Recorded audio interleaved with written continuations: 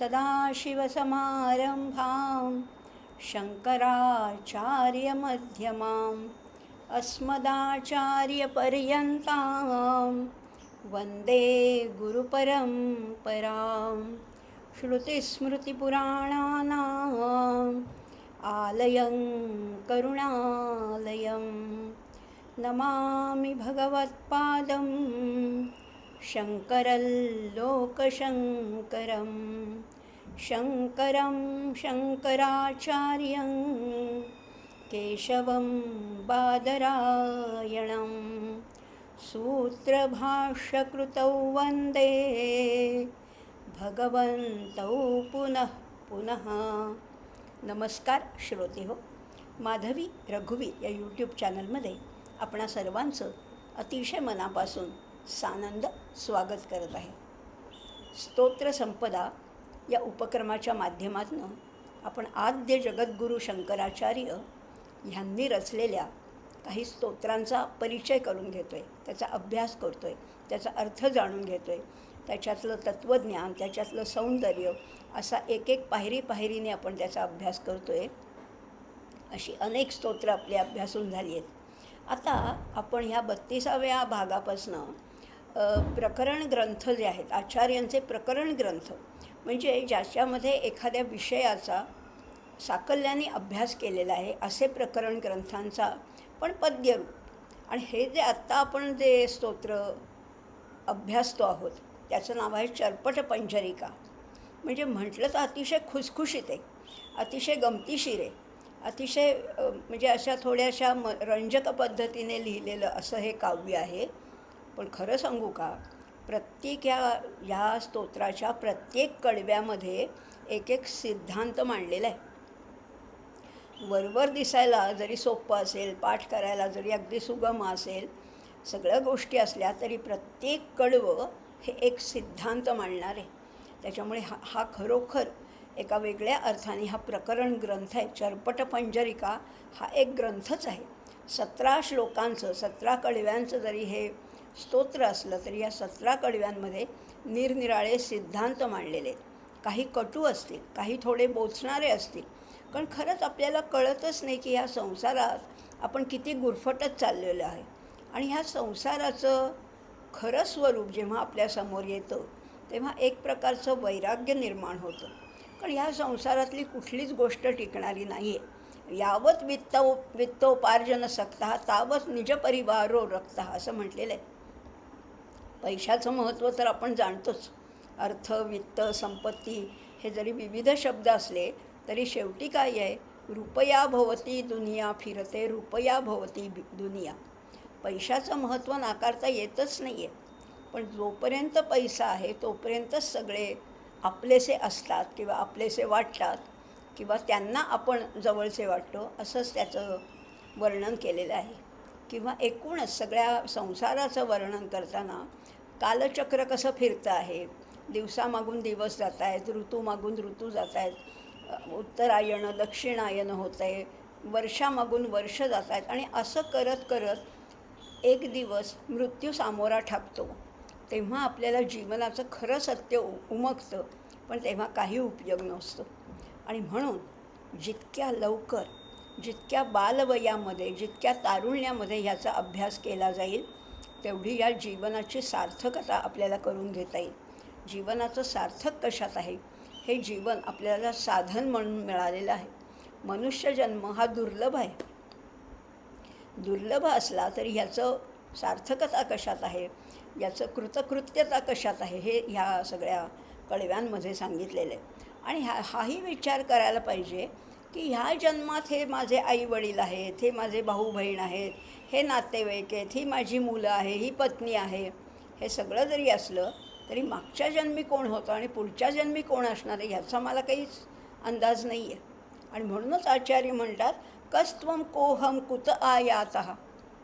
मी कोण आहे, कुठून आलो, तू कोण आहेस, का मे जननी को मे ताता. माझे आई वडील ह्या जन्मात कोण होते, मागच्या जन्मी कोण होते मला माहिती पण नाही आहे. इति परिभावय सर्वमसारं विश्वं त्यक्त्वा स्वप्न विचारं भज गोविंदम गोविंदम भज मूढमते प्राप्ते सन्निहिते मरणे नहि नहि रक्षति डुक्रुई करणे. असे आपण जवळजवळ 12 श्लोकांचा अभ्यास केला ह्या चरपट पंजरिकामध्ये. आता शेवटचे अगदी 5च श्लोक राहिलेले आहेत. या 5 श्लोकामध्ये तर अगदी सगळ्याचं सार सांगितलेलं आहे. मग आता हे सगळं जर का विश्व असार आहे, स्वप्न विचार आहे, हे मिथ्या आहे, हे टिकणारं नाही आहे, मग टिकणारं काय आहे हे तरी सांगा. आम्ही काय करायला पाहिजे हे तरी सांगा. नुसतंच असार असार म्हणून दुःखाचे निश्वास टाकायचे नाही आहेत आपल्याला. नुसतेच उसासे टाकत जीवन घालवायचं नाही आहे. तर ह्या जीवनाचं कृतकृत्यता कशात आहे, इति कर्तव्यता कशात आहे हे जाणून घ्यायचं आहे. आणि म्हणून आजच्या 5 जे आपण श्लोक बघणार आहोत त्याच्यामध्ये आचार्यांनी तुम्ही काय करा हे सांगितले. आपल्यासाठी हा एक कानमंत्र आहे, आपल्यासाठी हा एक बोध आहे. काय करायला पाहिजे मग नेमकं ह्या आयुष्यात. आम्ही व्यवसाय, नोकरी, काम, धंदा सगळं करतोच आहोत, पण ह्याच्या पलीकडे जाऊन मुक्तीसाठी, मोक्षासाठी किंवा किमान ऊर्ध्वगतीसाठी आम्हाला काय करता येईल. आता आचार्य आपल्याला तेच सांगतात. काय करायला पाहिजे अगदी थोडक्यात सांगितले, पण थोडक्यात नाही आहे बरं का.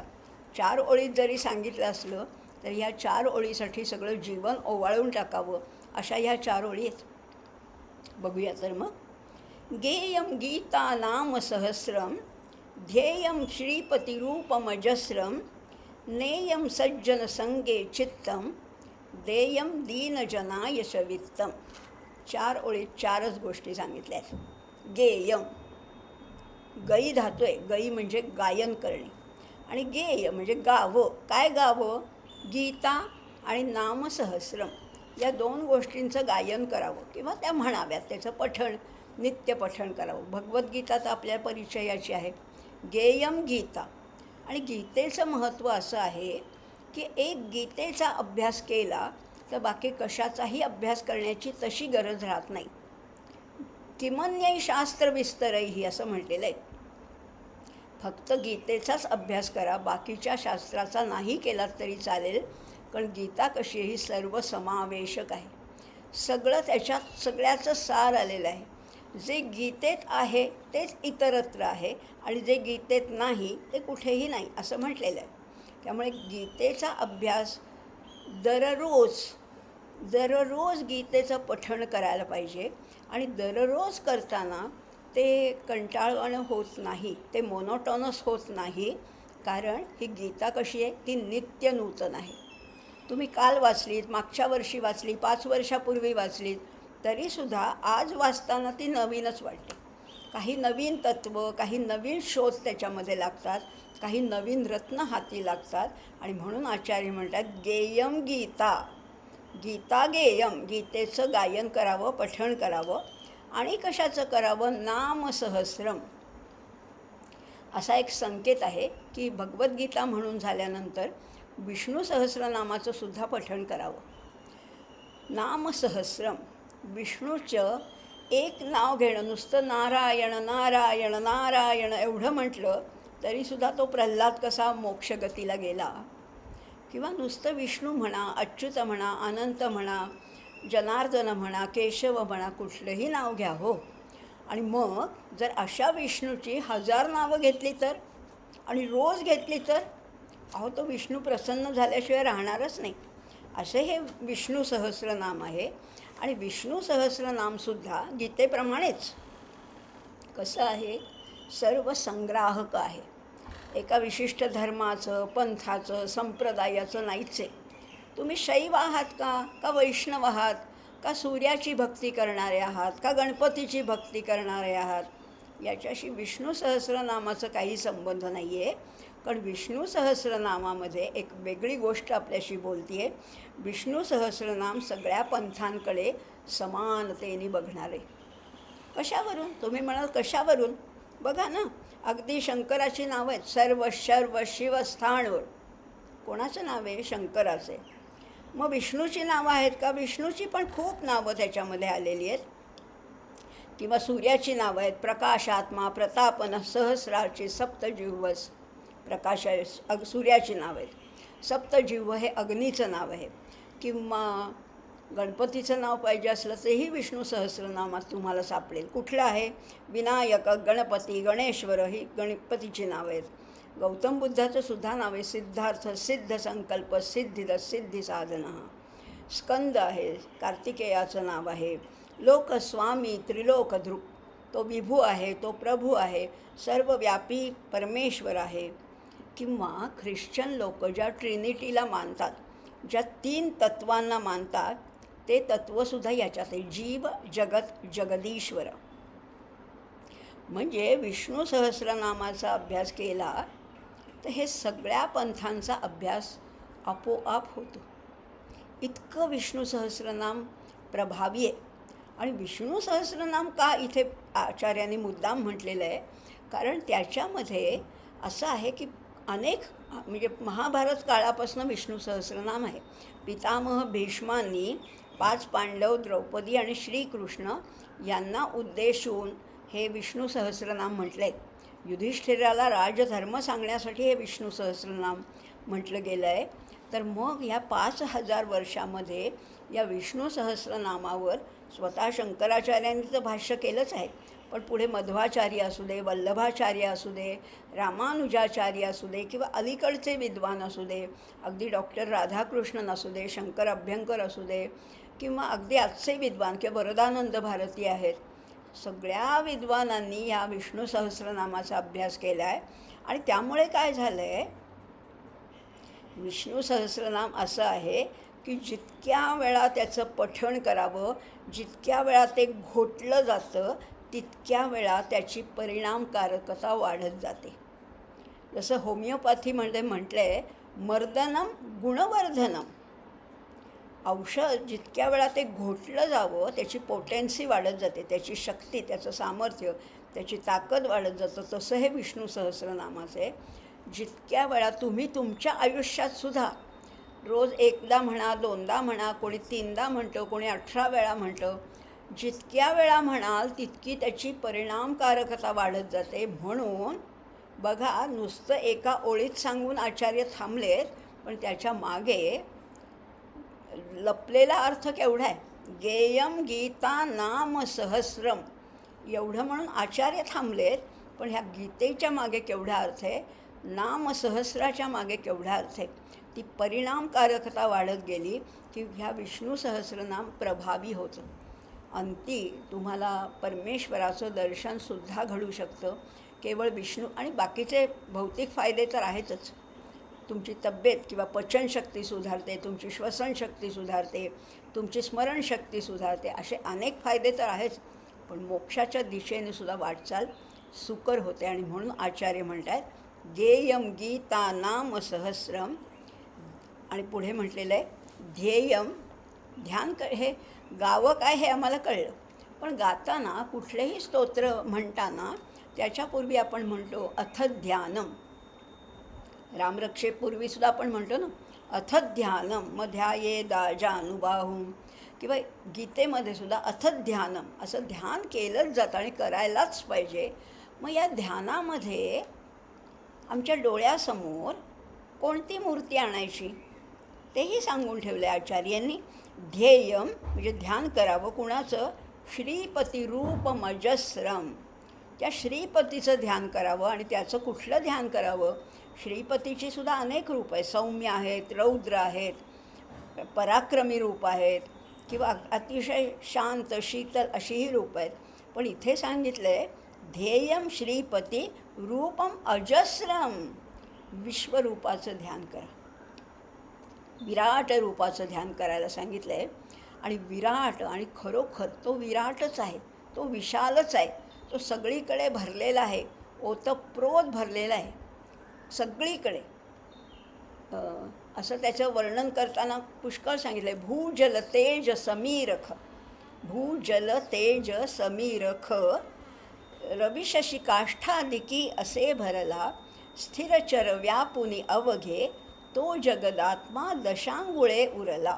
असा तो जर का इतका विराट आहे, ते विराट स्वरूप आपल्या ध्यानामध्ये, निदान चिंतनामध्ये आणायचा प्रयत्न करावा.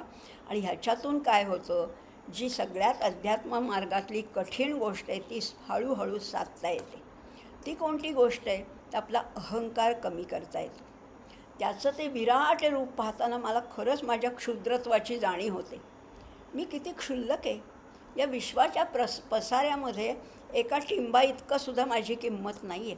तो केवढा व्यापून राहिलेला, मी किती क्षुल्लक आहे हे जसं जसं कळत जातं तसं अंतरंगामध्ये वैराग्य वाढत जातं आणि भक्तीचा मार्ग अतिशय रुंद होत जातो. त्यामुळे भक्ती उदयाला येते. त्यामुळे ध्येयम श्रीपती रूपम अजस्रम. मग करायचे काय? नेयम सज्जन संगे चित्तम. व्यवहारात काय करायचं आहे? आम्ही एकांतातमध्ये गीतेचा पाठ करू, विष्णू सहस्रनाम म्हणू, ध्यान करू, पण मग व्यवहारात वागताना कसं वागायचं आहे? नेयम. ही सगळी कवी धावेत. कर्मणी विध्यर्थक धातू साधित विशेषण. काय काय म्हटलेलं आहे? गेयम, ध्येयम, नेयम आणि देयम. करावं, असं करावं, इथे न्यावं. आता नेयम म्हणजे न्यावं, नी धातूचं नेयम असं म्हटलेलं आहे. कुठे न्यावं चित्त? आमचं चित्त तर सारखं भरकटतं आहे. इकडे जात आहे, तिकडे जात आहे, किती आवरा त्याला, पण पळतच आहे. मग आता न्यायचंच झालं त्याला, जाणीवपूर्वक न्यायचं झालं तर कुठे न्यायचं त्याला? सज्जन संगे चित्तम. सज्जनांच्या संगतीमध्ये या चित्ताला नेऊन ठेवा. म्हणजे प्रत्यक्ष फिजिकलीसुद्धा नेऊन ठेवा आणि मेंटली म्हणजे भावनिकदृष्ट्यासुद्धा त्या सतत तोच विचार मनात पाहिजे. नेयम सज्जन संगे चित्तम. कारण सत्संगतीचा महिमा अपार आहे. सज्जनांच्या संगतीमध्ये आपले विचारच बदलतात. आपली भोग, लालसा, वासना हळूहळू कमीच होतात आणि मग आपल्याला त्यांच्या विचारांचा इतका इम्पॅक्ट आपल्यावरती होतो की आपल्याला तेच बरोबर वाटायला लागतं आणि आपला मार्ग त्या दिशेने चालू होतो. आणि म्हणून आचार्य सांगतात 3 गोष्टी सांगितल्या आहेत.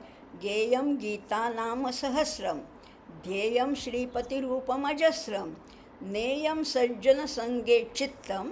आणि करा काय? हाताने काय काम करा? देयम दीनजनाय च वित्तम.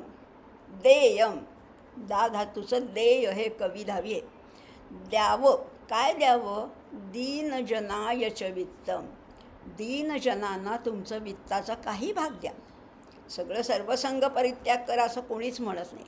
पण आपल्याकडे आपल्यासारख्या सुखवस्तू लोकांकडे पुष्कळ गोष्टी असतात, पुष्कळ पैसा असतो. त्याचे निदान 1/6 भाग तरी समाजासाठी खर्च केलाच पाहिजे. कारण समाजाचं आपल्यावर ऋण आहे ना. म्हणून समाजातले जे गरजवंत आहेत, जे दीन आहेत, अनाथ आहेत, अपंग आहेत, ज्यांना खरीच गरज आहे, अशा लोकांना तुमच्या पैशाचा काही भाग द्या आणि त्यामुळे तुमच्याकडे उरलेला पैसा त्याची शुद्धी होत जाते. आणि आपल्याकडे द्रव्यशुचिता सांगितलेली आहे. शुद्ध द्रव्य पाहिजे. अर्थसुद्धा कसा पाहिजे? शुद्ध पाहिजे. काळा पैसा आपल्या घरात नको, किंवा गैरमार्गाने अन्याय मार्गाने आलेला पैसा माझ्या घरात नको. आणि म्हणूनच आपल्या श्रीसूक्तामध्ये सुद्धा म्हटलेलं ना, हस्तिनाद प्रबोधिनी. वाजत गाजत लक्ष्मी माझ्या घरी येऊ देत. मागच्या दाराने लपून छपून चोरून अशी लक्ष्मी मला नकोच आहे. पैसा हा पैसाच असतो, पण तो पैसासुद्धा शुद्ध असायला पाहिजे. शुचिता त्याच्यामध्ये, अर्थशुचिता त्याला म्हटलेलं आहे. अशी अर्थशुचिता केव्हा मिळेल? जेव्हा तुम्ही त्या पैशाचा काही वाटा तरी गरजू लोकांसाठी खर्च कराल आणि मनापासून. त्याच्यामध्ये कुठल्या प्रसिद्धीची हाव नको, काही नको, पण हे गरजवंत आहेत आणि माझ्याकडे जे जास्त आहे ते त्यांच्याकडे दिलं तर माझ्याकडच्या पैशालासुद्धा बरकत येते असं म्हटलेलं आहे. त्यामुळे हे फार सुंदर 4च ओळी सांगितल्या आहेत. गेयम गीता नाम सहस्रम, ध्येयम श्रीपतिरूपमजस्रम, नेयम सज्जन संगे चित्तम, देयम दीनजनाय च वित्तम. भज गोविंदम भज गोविंदम, गोविंदम भज मूढमते, प्राप्ते सन्निहिते मरणे, नहि रक्षति डुक्रुई करणे. 4च ओळी आहेत, पण खूप अर्थ आहे. तरी मी थोडक्यात आत्ता बोलली आहे. खूप बोलण्यासारखे एक श्लोक ह्याच्यातला महत्त्वाचा आहे. तासनतास बोललं तरी कमी पडेल. कारण आचार्यांच्या अनुभवाचा परिपाक आहे. त्यांनी जे भारत भ्रमण केले त्याच्या सगळ्याचा परिपाक, त्या सगळ्याचं सार या चरपट पंजरिकेमध्ये आलेलं आहे. त्यामुळे हा श्लोक 4 ओळीचा नाही आहे. याच्यावर कितीही बोलता येईल खरं तर, पण राहू दे, आपल्याला आत्ता एवढंच बोलूया. पण पुढचेही श्लोक तेवढेच महत्त्वाचे आहेत. पुढचा श्लोक काय सांगतो? यावत् जीवो निवसति देहे, यावत् जीवो निवसति देहे, कुशलं तावत् पृच्छति गेहे, गतवती वायौ देहापाये, भार्या बिभ्यति तस्मिन् काये. फार सुंदर श्लोक आहे हा सुद्धा. आपण जे आत्ता जिवंत आहोत, कारण आपल्यामध्ये प्राण आहे, आपल्यामध्ये जीव आहे, आपल्यामध्ये चैतन्य, आपल्यामध्ये कॉन्शियसनेस आहे, आपल्यामध्ये जाणीव आहे. आणि म्हणून हातपाय हलताय, तोंडाने बोलता येते, कानाने ऐकू येते, त्वचेने स्पर्श जाणवतं आहे, जिव्हेने स्वाद घेता येतो आहे. हे सगळं कुणामुळे? तो आहे म्हणून. आणि तो आहे तोपर्यंतच या देहाला अर्थ आहे. हा देह, ह्याला नाव आहे, ह्याला काय रूप आहे, ह्याला आकार आहे. कुठपर्यंत? जोपर्यंत जीव आहे तोपर्यंत. या जीव एकदा या देहातनं गेला की त्याला डेड बॉडी म्हणतात. मग त्याला नाव गाव काही नसतं, ती डेड बॉडी होते. तोपर्यंत त्या देहाला आपण आदराने म्हणतो की हे असे साधू आहेत, या अशा बाई होत्या, हे असं. पुढे काही नाही.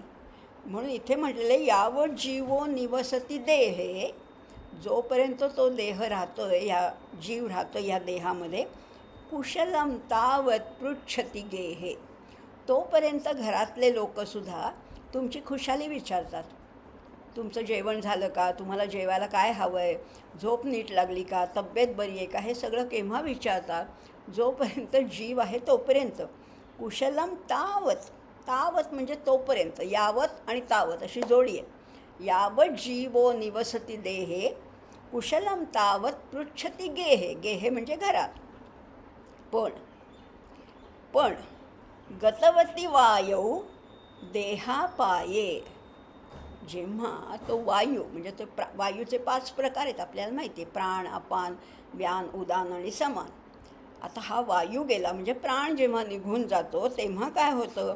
या देहाजवळ गतवती वायौ देहापाये, लोक घाबरायला लागतात. अहो लोक तर जाऊ देत, ज्याच्याबरोबर संसार केला, ज्या पत्नीने अतिशय निष्ठेने, अतिशय समाधानाने ज्या व्यक्तीबरोबर संसार केला, ती पत्नीसुद्धा त्या मृतदेहाजवळ जायला घाबरते.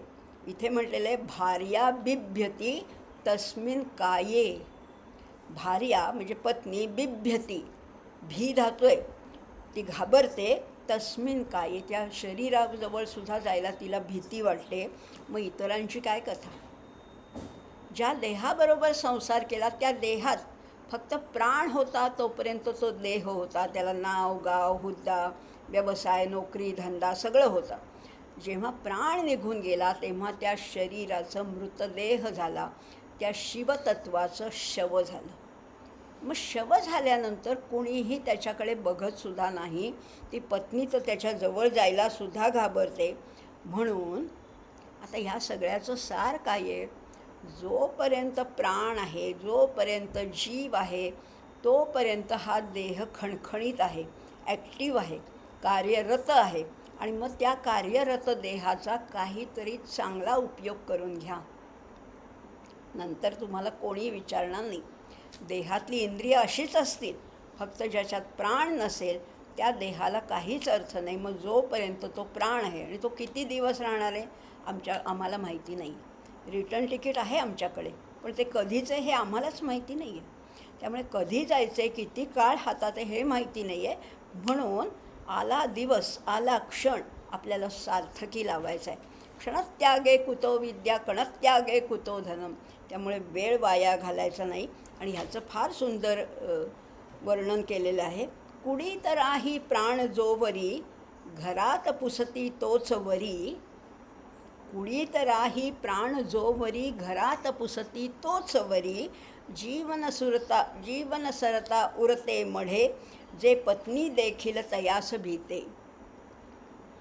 पत्नीसुद्धा त्या मढ्याला, त्या प्रेताला घाबरते. त्यामुळे नंतर काही उपयोग नाही आहे. अगदी दुर्लभ असा मनुष्य देह तुम्हाला मिळाला आहे, त्याचं जास्तीत जास्त सार्थक करून घ्या. जोपर्यंत जिवंत आहोत तोपर्यंत काहीतरी सत्कार्य हातून घडू दे, काहीतरी सत्संगती लाभू दे, काहीतरी विचार परिवर्तन घडू दे. त्यामुळे असं जीवन जगायचं आहे की 4 दिवस तरी लोक तुमची आठवण काढतील. हे संत आता शतकं होऊन गेली, पण अजूनही आपण माऊलींचं नाव घेतो, तुकाराम महाराजांचं नाव घेतो, समर्थांचं, नामदेवांचं, एकनाथांचं नाव घेतो, कारण त्यांनी तेवढं कार्य करून ठेवलं आहे. आपण एवढं नाही, पण मरावे परी कीर्ती रूपे उरावे एवढं तरी आपल्याला कार्य करायचंच आहे. आणि हा संदेश आचार्य ह्या कडव्यातनं आपल्याला देत आहेत. पण ह्याची आम्हाला जाणीव नसते ना. हे आम्हाला कळतं आहे, पण तरीसुद्धा विषयांचा रेटा इतका जोरात आहे ना की श्रेयस आणि प्रेयस याच्यामध्ये आम्हाला डिफरन्शिएटच करता येत नाही. आणि करता आलं तरी आमची ओढ असते ती प्रेयसकडे असते. शरीराला जे हवंसं वाटतं ते आम्हाला बरं वाटतं जरा, म्हणजे त्याला आम्ही प्राधान्य देतो, त्याला प्रायोरिटी देतो. बाकीचं ते ज्ञानेश्वरी, गीता, दासबोध ते राहू दे, ते नंतर करू. आत्ता आम्हाला छान खायला प्यायला मिळतं आहे ना, हा आपला प्रायोरिटी आपली ह्याच्याकडे असते. आणि हे आचार्यांनी पुरतं ओळखलेलं आहे. त्या काळातसुद्धा असेही लोक होतेच की. म्हणून आचार्य तिसऱ्या कडव्यामध्ये, आजच्या तिसऱ्या कडव्यामध्ये 15व्या कडव्यामध्ये म्हणत आहेत, सुखतः क्रियते रामा भोगः पश्चाद्धंत शरीरे रोगः यद्यपि लोके मरणं शरणं तदपि न मुंचती आश पापाचरणं. काय म्हटलेलं आहे? सुखतः क्रियते रामा भोगः. सुखाने काय चाललेलं असतं? स्त्री सुखाचं भोग घेणं ह्याच्यामध्ये सुख वाटतं. रतिसुखामध्ये आनंद वाटणारे लोक आहेत आणि त्याला नाकारलेलं नाहीच आहे आमच्या धर्मामध्ये, आपल्या वैदिक धर्मामध्ये त्याला नाकारलं, कारण पुरुषार्थामध्ये त्याला स्थान दिलेलं आहे ना. धर्म, अर्थ, काम, मोक्ष हे 4ही गोष्टी करा, पण कशा करा? मर्यादित करायच्या. आणि मधले जे अर्थ आणि काम आहेत ते आहेत ते प्रेयस आहेत, आणि धर्म आणि मोक्ष आहेत ते श्रेयस आहेत. आपलं लक्ष सगळं प्रेयसाकडे असतं, श्रेयसाकडे आपण फारसं लक्ष देत नाही. प्रेयस शरीराला हवंसं वाटलं, बरं वाटलं, आणि म्हणून इथे म्हणले रतिसुख भोगताना जे सुख वाटतं, पण दुःखाची गोष्ट अशी आहे त्याच्यातनंच, बरं का, लक्षात घ्या, त्याच्यातूनच पुढे दुःखाची वाटचाल सुरू होते. की दुःखाची गोष्ट अशी आहे की त्याच्या पाठोपाठ शरीरामध्ये रोग उत्पन्न व्हायला सुरुवात होते. शरीर सुख अनुभवताना त्याच्या पाठोपाठ त्याच्या मागे दडलेले शरीरातील अनेक रोग असतात. त्यामुळे ते भोगताना मात्र दुःख होतं. पश्चात हंत शरीरे रोगा. हंत, अरे रे, हे कळत कसं नाही माणसांनो तुम्हाला की या सुखाच्या पाठीमागे दुःख लपलेलं आहे. त्या शरीर सुखाच्या मागे किती धावाल त्याच्या पाठोपाठ रोग येणारच आहेत. आमच्या भर्तृहरींनी सुद्धा सांगून ठेवलेले, भोगे रोग भयम कुले च्युती भयम वित्ते नृपालाद भयम. भोग घेतला, कुठलाही भोग, इथे शरीर सुख सांगितलं आहे, पण अगदी खाण्यापिण्याचा जरी, अन्नाचा जरी भोग झाला तरी त्याच्या पाठोपाठ रोग येणारच. अन्नाचं सुद्धा, अन्न जिवंत ठेवतं आणि अन्नच मारतं माणसाला. त्यामुळे अतिरेक कुठल्याही, 1-2-3 भजी खाल्ली तर अगदी चांगलं आहे, ठीक आहे, चवही झाली, पोटालाही बरं वाटलं, एवढं इथपर्यंत ठीक आहे. पण त्याचा जेव्हा अतिरेक होतं, 4-5 प्लेट तुम्ही भजी खाता, तेव्हा त्याच्या पाठोपाठ रोग येणारच, नक्की येणार. त्यामुळे भोगाच्या पाठोपाठ रोग आहेच. एवढं हे आत्तापर्यंत पाहत आलेलो असूनसुद्धा आमचे काही डोळे उघडत नाही. आम्हाला काही कळतच नाही आहे की भोग आला की रोग आलाच. बरं, शेवटी प्रत्येकाला मरण येणारच आहे. जातस्य हि ध्रुवो मृत्यूर ध्रुवै जन्म मृतस्य च. जीवासंगे जन्मे मृत्यू जोड जन्म जात. राजत्याग कानन यात्रा सर्व कर्म जात. खेळ चाललासे माझ्या पूर्वसंचिताचा.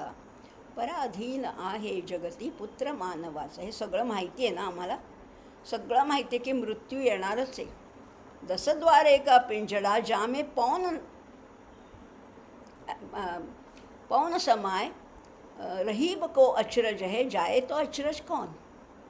खरंच आहे, या 10 द्वाराच्या पिंजऱ्यातनं तो प्राणाचा पंछी उडून जाणारच आहे.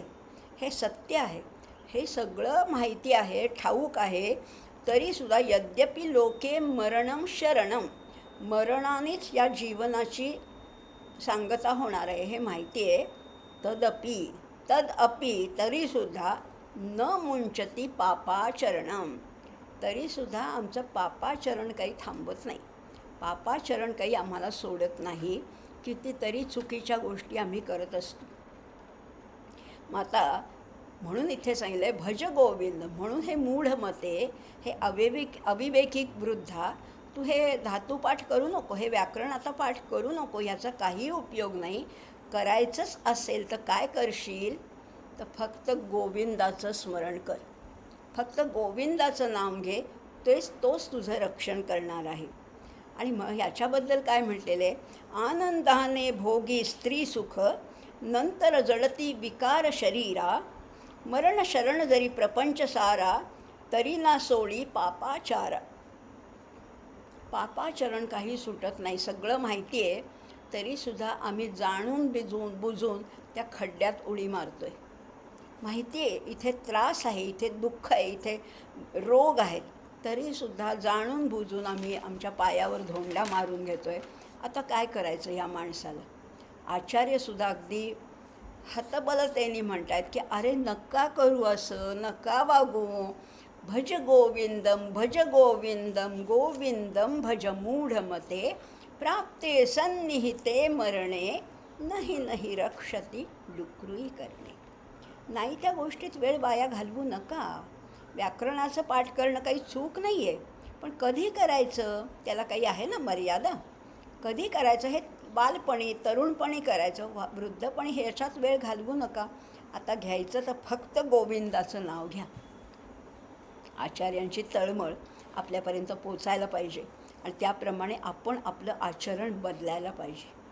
आपण त्या ऐहिक सुखोपभोगात इतके बुडून गेलो आहे, इतकं त्या पंकामध्ये चिखलामध्ये रुतत चाललेलं आहे की हा आचार्यांचा संदेश आमच्या कानापर्यंत पोचतच नाही आहे.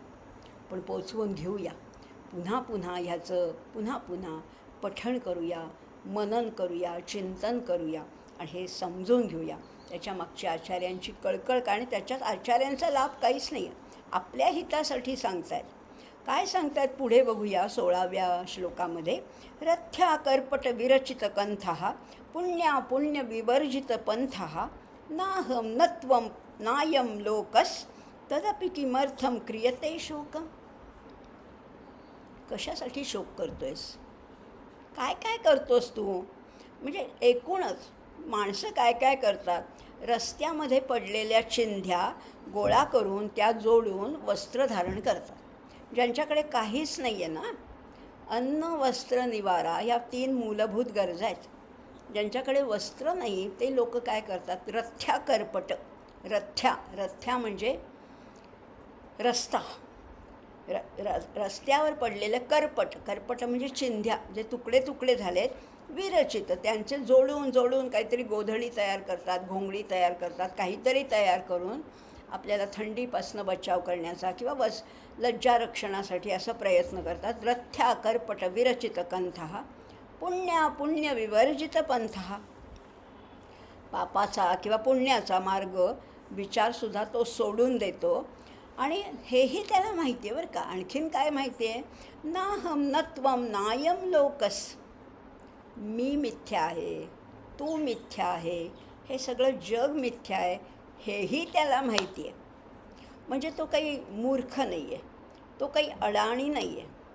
काय त्याला माहिती आहे, अहम मी नाही आहे, नत्वम तू नाही आहेस, नायम लोकस हे जगसुद्धा टिकणारं नाही आहे.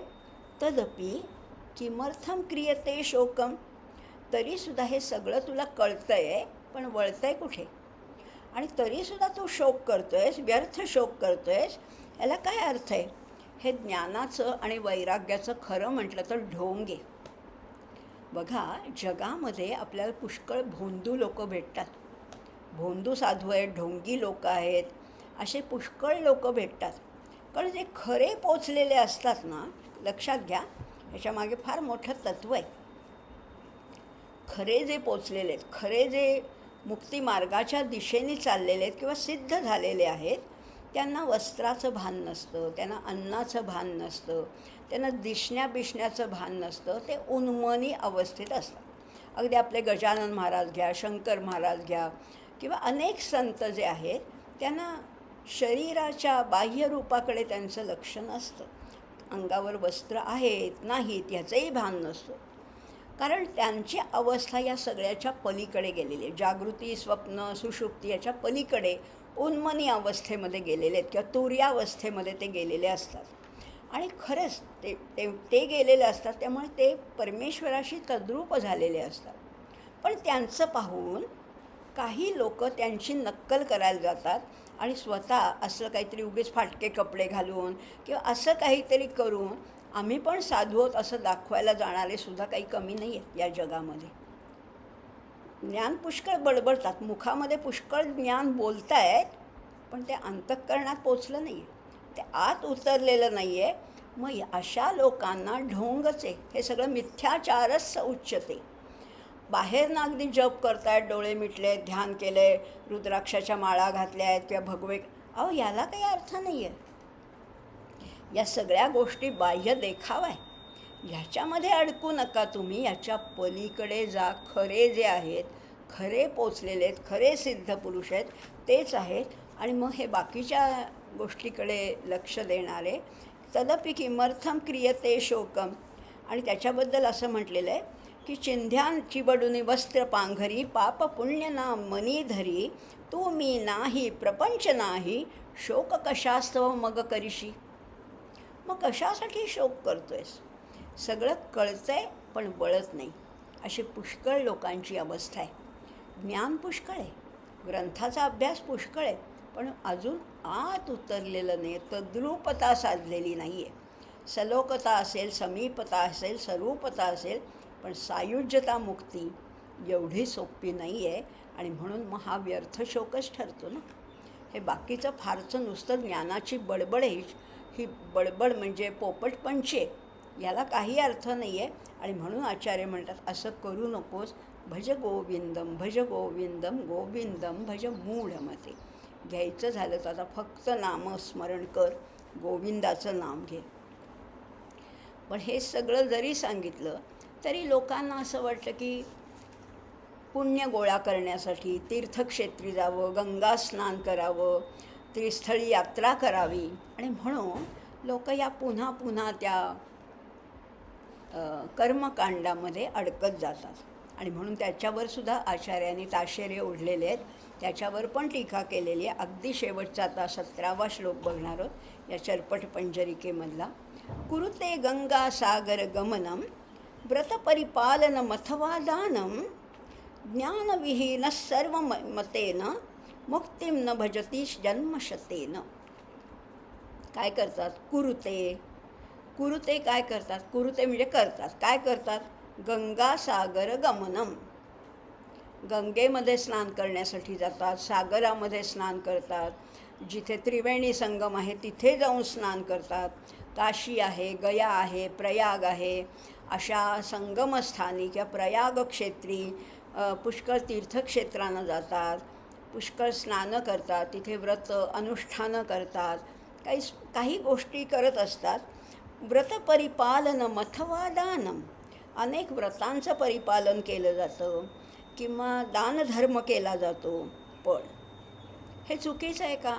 हे चुकीचं नाही आहे, हे जरूर करावं. पण ह्याच्या मागे सगळ्यात महत्त्वाचं काय आहे तर तो भाव महत्त्वाचा आहे. हे करताना नुसती प्रसिद्धीची हाव नसावी. नुसतं फोटो काढण्यापुरतं त्या त्रिस्थळी स्नान करून किंवा व्रत अनुष्ठान करून त्याचा तसा काही उपयोग नाही आहे. त्याच्यातून वैराग्याची वृद्धी झाली पाहिजे आणि वैराग्य निर्माण झालं पाहिजे आणि ज्ञानाचं वर्धन झालं पाहिजे. आणि हे ज्ञान कुठलं आहे? हे आत्मज्ञान झालं पाहिजे, बाकीचं बाह्यज्ञान नाही, मटेरियलिस्टिक नाही. असं ज्ञान झालं तरच उपयोग आहे. बाकी नाही तर मग हे नुसती कवायती किंवा कसरतीच. इकडे जा, तिकडे जा, हे ह्याला नमस्कार करा, तिथे अभिषेक करा, इथे दान धर्म करा, हे करा, पण त्याच्या मागे त्याचा परिणाम म्हणून तो ज्ञानामध्ये रूपांतर झालं पाहिजे. असं नुसतं जर का करत गेलात तर आचार्य म्हणतात मुक्ती न भजती जन्मशतेन. 100 जन्म जरी तुम्ही हेच करत राहिलात तरीसुद्धा ज्ञाना वाचून मोक्ष मिळणार नाही. ज्ञानविहीनम सर्वमतेन. ज्ञान जर का ह्याच्यात नसेल, ह्याच्यातून ज्ञानाची परिपूर्तीच होणार नसेल तर मग ह्याला काहीच अर्थ नाही आहे. हा सगळा शास्त्रांचा सिद्धांत आहे. आणि खरंच शेवटी असं म्हटलेलं आहे बघा, आता ज्ञान आम्हाला मिळवायचे, समजा आत्मज्ञानाकडे वाटचाल करायची. बाकी आम्ही ग्रंथ वाचले आहेत, परीक्षा दिल्या आहेत, पदव्या मिळवल्या आहेत, त्याचा काही उपयोग नाही. या तीर्थस्थानाला, त्या गंगा स्नान, पुष्कळ आम्ही काय काय केले, पण अजून ज्ञान काही मिळालं नाही. मग आत्मज्ञान मिळवण्यासाठी काय करायला पाहिजे? आता अगदी बेसिक पुन्हा प्रश्न आमचा असा आहे की आत्मज्ञान मिळवायचे तर आता आम्ही काय करायला पाहिजे? तर आत्मज्ञान हे शिवाय शक्य नाही. म्हणजे आत्मज्ञान मिळवण्यासाठी गुरूंची कृपा पाहिजे, गुरुप्रसाद पाहिजे, तुमची आणि गुरु कुठे शोधायचा? तुम्ही विचाराल गुरु कुठे मिळणार? बट योगी अरविंद असं म्हणतात, Wien disciple is ready master will appear. जेव्हा शिष्याची तयारी होते तेव्हा गुरु आपणहून आपल्याकडे चालत येतात. त्यामुळे ती तयारी पूर्ण व्हायला पाहिजे, त्या दिशेने प्रयत्न व्हायला पाहिजे. गुरुकृपा होईलच. गुरुकृपा झाली की ज्ञान होईल. पण गुरुकृपा कशी होणार? ईश्वर कृपा झाली की गुरुकृपा होते. परमेश्वरच गुरूंना त्याचं स्वरूप म्हणून गुरूंना आपल्याकडे पाठवतात. त्या गुरूंची आणि आपली भेट होते. पाठवतात शब्द चुकीचा आहे. गुरूंची आपली भेट होते. कुणामुळे? ईश्वरामुळे. मग ईश्वर कृपा तरी कशी साधायची? ती साधण्यासाठी भक्ती हवी. समजते ना? एकातनं एक लिंक आहे, साखळी आहे. म्हणजे ज्ञान मिळवण्यासाठी गुरुकृपा हवी, गुरुकृपा मिळवण्यासाठी ईश्वर कृपा हवी, आणि ईश्वर कृपा प्राप्त होण्यासाठी भक्ती हवी. आणि भक्ती कशी साध्य होईल? तर नामस्मरणाने. कुणाचं नाम घ्यायचं? तर गोविंदाचं. भज गोविंदम भज गोविंदम गोविंदम भज मूढमते प्राप्ते सन्निहिते मरणे नहि रक्षते डुक्रुई करणे. फार सुंदर सांगितलेलं आणि ह्याचा मराठी अनुवादसुद्धा सुंदर केलेला आहे. तीर्थक्षेत्रे हिंडत जाती व्रत आचरती दानही करीती. तीर्थक्षेत्रे हिंडत जाती व्रत आचरती दानही करीती. ज्ञाना वाचून करिता सारे शतजन्मांतरी मोक्ष न लाभे. 100 जन्म गेले तरी ज्ञान, आणि ज्ञान म्हणजे आत्मज्ञान. आत्मज्ञान कुठलं? तर पहावे आपणासी आपण या नाव ज्ञान. आपल्याला स्वतःला पाहता आलं पाहिजे. आम्ही आरशात पाहतो तो बाह्य देह. आत्मा आपल्याला सापडला पाहिजे. शोध घ्यायचा आहे तो आत्म्याचा. आत्मशोध, आत्मविद्या, आत्मबोध हेच खरं ज्ञानाचं सर्वोच्च शिखर आहे. आणि या सर्वोच्च शिखरावरच मोक्षाची प्राप्ती होते. आचार्यांच्या ह्या स्तोत्रामधनं हाच संदेश खरं तर आपल्याला घ्यायचा आहे की मोक्षापर्यंत जायचं असलं, हे अतिशय हसत खेळत, अतिशय सोप्या साध्या शब्दात किंवा थोड्या गमतीशीर पद्धतीने आचार्यांनी सांगितलं असलं तरी ह्याच्या मागचा भाव आहे तो मात्र गंभीर आहे. ह्याच्यामधला सिद्धांत आहे तो मात्र गहन आहे. सोप्या भाषेत आचार्यांनी सांगितलं असलं तरी ती सोपी भाषा हृदयात उतरवायची, त्याच्यावर चिंतन मनन करायचे आणि त्याप्रमाणे आचरण करायचे. तरच आपल्याला ह्या स्तोत्राचा अर्थ खऱ्या अर्थाने समजला असं त्याचा अर्थ होईल. आज इथेच थांबूया. सर्वेपि सुखिनः सन्तु, सर्वे सन्तु निरामयाः, सर्वे भद्राणि पश्यन्तु, मा कश्चित् दुःखमाप्नुयात्. ओम शांती शांती शांती. धन्यवाद. भज गोविंदम भज गोविंदम भज गोविंदम मूढमते प्राप्ते सन्निहिते मरणे नहि रक्षति डुक्रुई करणे. भज गोविंदम भज गोविंदम भज गोविंदम मूढमते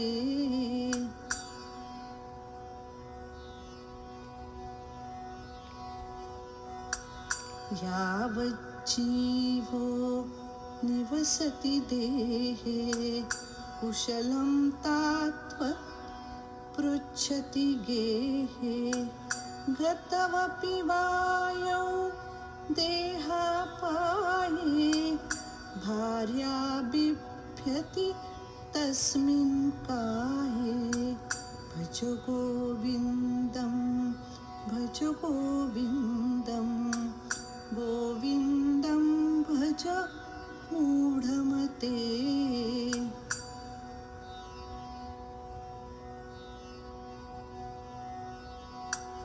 सुखतः क्रियते रामभोगः पश्चाद्वन्तशरीरे रोगः यद्यपि लोके मरणं शरणं तदपि न मुच्यति पापाचरणं भज गोविन्दं भज गोविन्दं भज गोविन्दं मूढमते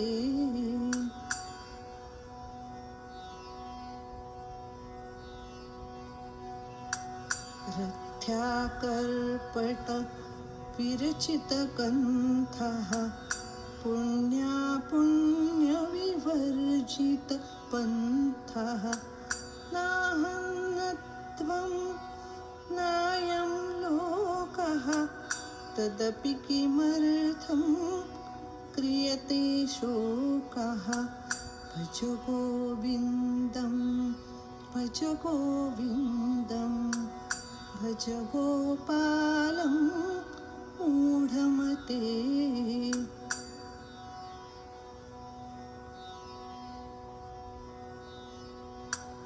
कुरुते गङ्गासागरगमनं व्रतपरिपालनमथवा दानं ज्ञानविहीनः सर्वमतेन मुक्तिं न भजति जन्मशतेन भज गोविन्दं भज गोविन्दं भज गोविन्दं मूढमते प्राप्ते सन्निहिते मरणे नहि नहि रक्षति डुक्रुयिकरणे भज गोविन्दं भज गोविन्दं भज गोविन्दं मूढमते भज गोविन्दं मूढमते भज गोविन्दं मूढमते